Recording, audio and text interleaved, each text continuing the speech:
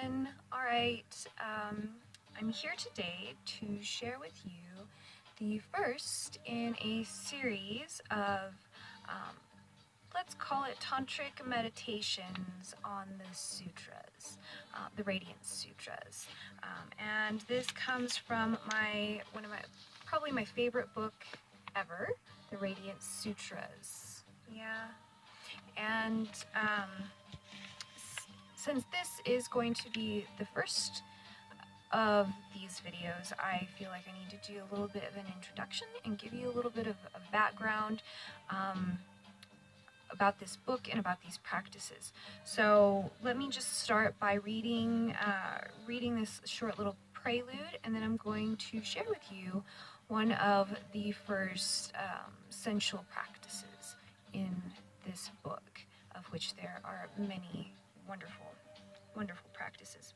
So the Vijnana Bhairava Tantra is one of the early teachings on yoga meditation. The name, loosely translated, means the terror and joy of realizing oneness with the soul.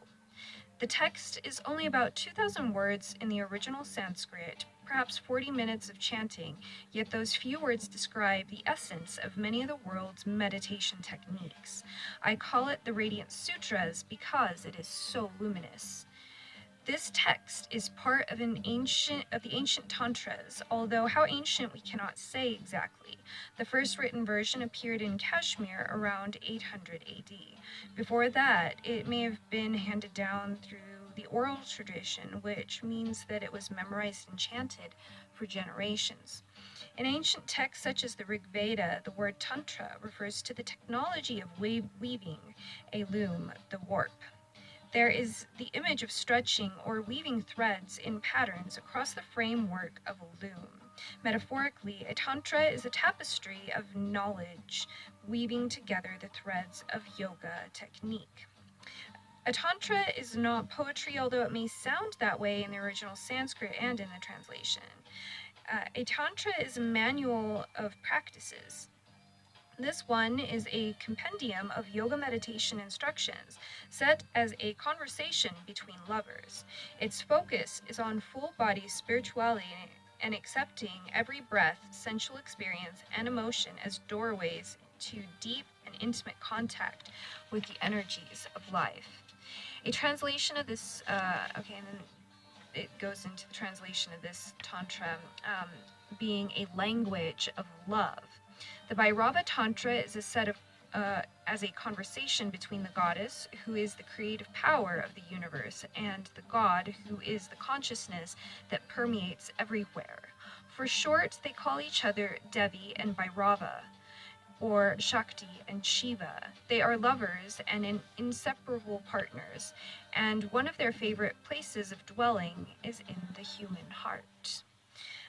And these meditations are to be taken as an embrace, taken as a whole. The teaching of the Vijnana Bhairava Tantra is startling in its breadth, in the huge range of human experience that it encompasses. It shatters the picture we have of what meditation is, or how meditation is often presented as a way of disassociating from the human experience and trying to rise above it. There's not a hint of that, of the usual life denial that permeates and distorts spirituality east and west. This tantra is about going deeply into experience, embracing it fully without reservation. Nature is embraced, as is all of human nature. Lust and passion become fires that illuminate, and gusto is taken to its most refined degree possible. Meditation is presented as the nexus or a meeting ground of light, no matter, spirit and flesh, and the meeting is to be consummated with great joy. Tantric meditation is an integration of the opposites, not obliteration or a mere transcendence of them. It is an alchemical union in which each polarity exists in its fullness and in relationship of complementarity, that's a word, with each other. And so that I felt was a very good cap, like a summary of this book. And so so yeah, I'm going to now take you into one of those practices. I also wanted to say that, you know, it mentions that this is very some very yogic practice as well. And so for those who don't know, yoga, uh, translated, it means union. So all of these practices are practices of union with ourselves, with each other, with our life, with the world. And it's some really deep and beautiful stuff. So I know it's influenced me and inspired me in endless positive ways. And I only hope that you enjoy it as much as I do. So here goes. For this series, I'm kind of gonna pick the more sensual, sexual verses in this book, because that's what I'm sharing here in this space.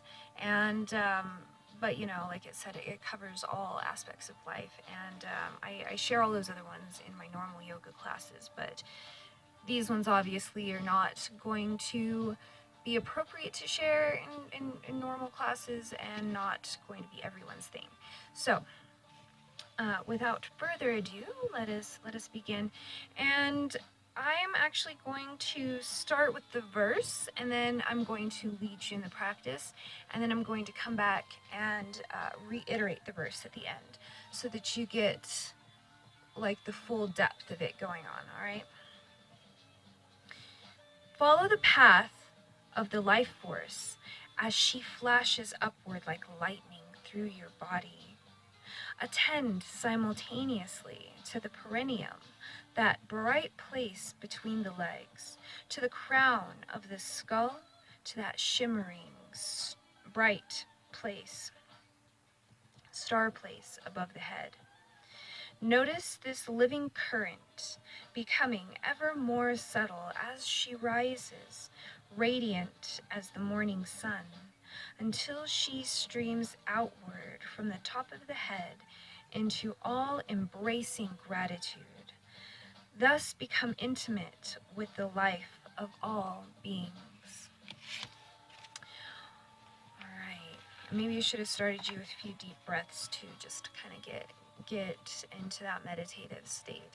So as I keep going, just keep breathing, keep listening to what I'm saying, and give this a try. So in the back of this book, it breaks down a lot of these verses, the sutras, into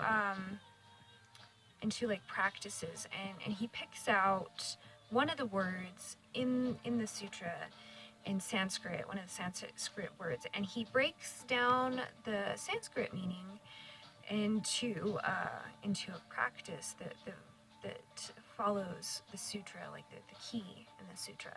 So the word for this one was suksma. Suksma. All right. Suksma means subtle, minute, small, fine, thin, narrow, short, feeble, trifling, insignificant, unimportant, acute, subtle, keen, understanding, atomic, intangible, the subtle, all-pervading spirit, the supreme soul, marrow, woven silk. And so this one word holds all of these energies and meanings. So with suksma, it has a range of meanings, including insignificant and important. This is a teaching. What you are looking for is right here, but it looks insignificant to you. The gateways that open to your inner life are here, in minute perceptions easily overlooked. The inspiration and energy you need for your meditation practice is already present.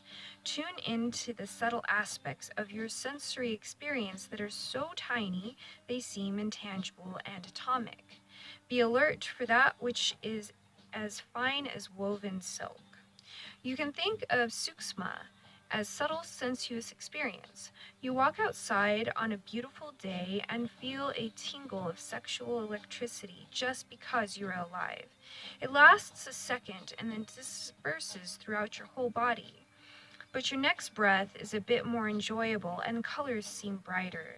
There's a microscopic level of sexual excitement flowing around your skin.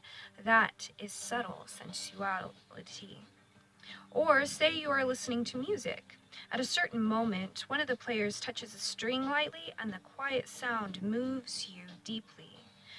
The music doesn't have to get louder for you to feel its power. That is subtle sound. Or consider a moment when you are loving someone and the lightest touch means everything. A delicate and slow touch can feel more intense than big motions. That is subtle touch. Subtle sensing is fun and freeing. You take more and more pleasure from less and less input. In this yukti, or practice, you are invited to take pleasure in subtle electrical sensations flashing through your body from the Muladhara, your root chakra, the root of your spine, through the sexual centers, into your belly, into your heart, throat, and head. The verse reinforces the notion of subtle and minute with the word meaning dust, very minute dust, and beam of light, like the rays of the sun or moonbeam. We sense the energy of life sparkling like dust motes, drifting slowly in a beam of afternoon sun. And so, yeah, isn't that a beautiful practice? Coming into those subtle sensations. And so much of what I teach in my yoga class is about getting into your body, getting in touch with it, getting into all those recesses that we normally don't pay any attention to, and seeing what's there, breathing into those spaces. And yeah, just it gets us in touch with ourselves, with our life force, and when we're more aware of all these other senses that we have, not just what we're seeing or hearing or whatever we're focusing on, it broadens our experience and it makes life more exciting, more vibrant, alive, and whole. And so with this practice, yeah, just you're being called deeper into experience, into the subtleness, all the minute, fine details that go unappreciated. And when you begin to appreciate those things, your life blossoms in all kinds of ways. So to close one more time here, follow the path of the life force as she flashes upward like lightning through your body. Attend simultaneously to the perineum, that bright place between your legs, to the crown of the skull, and to that shining star place above the head. Notice this living current becoming ever more subtle as she rises, radiant as the morning sun, until she streams outward from the top of the head into all-embracing gratitude. Thus, become intimate with the life of all beings. All right, I hope you enjoyed all of that. If you liked it, please tell me, and I will continue making more. So, namaste, and all my love to you. Until next time.